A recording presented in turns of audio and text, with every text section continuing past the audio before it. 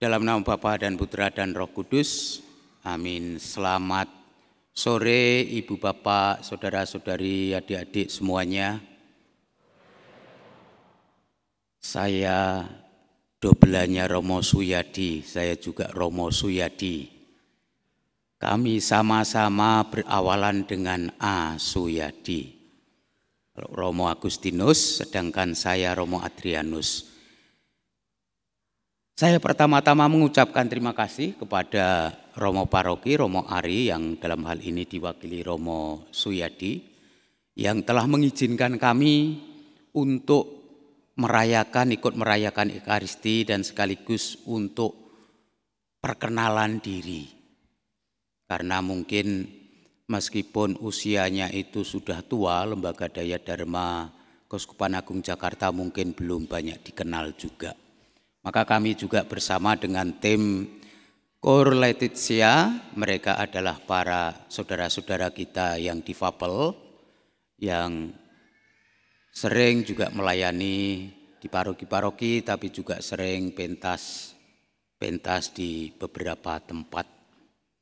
Dan di luar sana kami juga menampilkan karya-karya mereka dalam bentuk entah itu kerajinan tangan, entah itu cemilan, dan macam-macam nanti dipersilakan untuk mengunjungi. Ibu Bapak dan saudara-saudari yang terkasih, kalau membaca Injil yang kita bacakan hari ini, saya sebetulnya merasa berat. Karena kita semua diajak untuk mengikuti Yesus. Tetapi syaratnya kita harus menyerahkan apa yang sudah kita dapatkan untuk mendapatkan apa yang sudah hilang. Petrus sebelumnya kan dipuji oleh Yesus bahwa dia memang orang yang menjadi pilihan Tuhan. Di atas batu karang ini Yesus akan mendirikan gerejanya.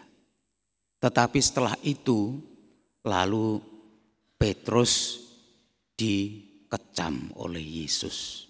Enyahlah iblis, itu adalah ungkapan yang sangat keras ya. Karena apa? Karena Petrus dipandang oleh Yesus adalah menghalang-halangi Yesus untuk melaksanakan apa yang menjadi misi Bapa di surga, yaitu Yesus harus menderita, harus sengsara, mati di kayu salib, dan akhirnya nanti dibangkitkan. Petrus enggak mau. Petrus enggak mau gurunya yang sudah banyak dihormati oleh orang pada waktu itu jatuh dalam situasi yang tragis. Maka Petrus menolak itu. Dan itu justru yang dikatakan oleh Tuhan Yesus adalah kamu sebagai iblis, artinya sebagai penghalang bagi Bapa untuk memberikan keselamatan bagi umat manusia lewat penderitaan dan wafatnya Tuhan Yesus di kayu salib. Itu kenapa Petrus dianggap sebagai penghalang. Dan Petrus diminta untuk mengikuti dia, mengikuti dari belakang. Kalau mengikuti tentu saja harus ikut yang ada di depan. Maka apapun yang dilakukan oleh yang di depan, para pengikutnya harus mengikutinya. Itulah Santo Petrus diharapkan menjadi muridnya yang mengikuti cara hidup Yesus sendiri. Dan memang akhirnya terbukti bahwa Santo Petrus sendiri juga disalib ya. Ini adalah tantangan bagi kita sebagai umat beriman. Tidak mudah kalau kita sedang menghadapi tantangan. Kadangkala kita mau lari dari tantangan itu. Dan itu kita alami bersama. Saya sendiri pernah mengalami. Ketika itu saya sedang masuk dalam pelayanan di paroki, lalu Romo Provinsial saya mengutus untuk ke Maluku, di mana waktu itu masih ada konflik antar agama, antar etnis, dan diutus untuk coba datang ke sana memberikan bantuan darurat, tetapi sekaligus juga bagaimana membangun rekonsiliasi antara warga yang saling berkonflik, berperang satu sama lain.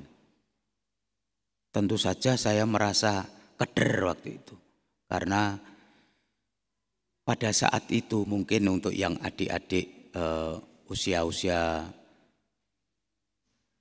yang kelahirannya setelah 90 atau itu sudah enggak, atau 99 2000 mungkin sudah enggak ingat. Waktu itu adalah konflik terjadi di mana-mana, di Poso, di Ambon, di Maluku dan sebagainya. Sehingga ketika masuk di sana pun harus jeli, harus naik boat atau kapal yang Kristen atau yang Islam. Jangan sampai keliru kalau nanti saya naik kapal yang Islam, nanti sampai di sana harus berlabuh di pelabuhan Islam, maka bisa celaka. Itu saya membuat keder waktu itu. Merasakan walaupun tidak seberapa ya, bagaimana mengikuti Yesus harus mau memanggul salib. Tetapi endingnya bahagia ternyata. Dan pengalaman-pengalaman itu sering saya alami, merasa keder, merasa takut, merasa seperti Petrus tidak mau mengikuti Yesus yang menderita. Tetapi seringkali kalau itu kita alami, kita masuki, kita coba terima dan mengikuti apa yang menjadi kehendak Tuhan, endingnya akan menjadi bahagia. Sehingga saya merumuskan atau merefleksikan panggilan perjalanan hidup saya sampai sekarang itu seperti orang yang tersesat di jalan yang benar. Kadangkala merasa, ya ini aneh, ini tidak mungkin dilakukan, tetapi Tuhan ternyata mempunyai caranya sendiri untuk mendampingi kita. Bapak, Ibu, dan saudara-saudariku yang terkasih, menjadi orang Kristen, kalau kita sungguh mau mengikuti Yesus memang tidak ringan. Harus mau menderita, memanggul salib bersama dengan Tuhan Yesus. Kita harus mengikuti seperti yang diteladankan oleh Tuhan Yesus. Mungkin bentuknya berbagai macam cara sesuai dengan pengalaman kita masing-masing. Tetapi kadangkala mengikuti Yesus memang bukan jalan yang seringkali mengenakkan. Kita harus perlu usaha keras.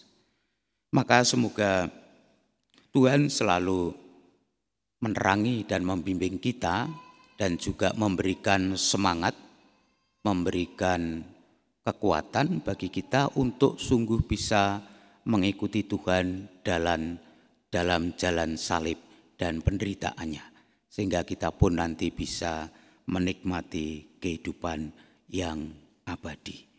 Semoga kita semua diberkati oleh Tuhan dalam nama Bapa dan Putra dan Roh Kudus. Amin.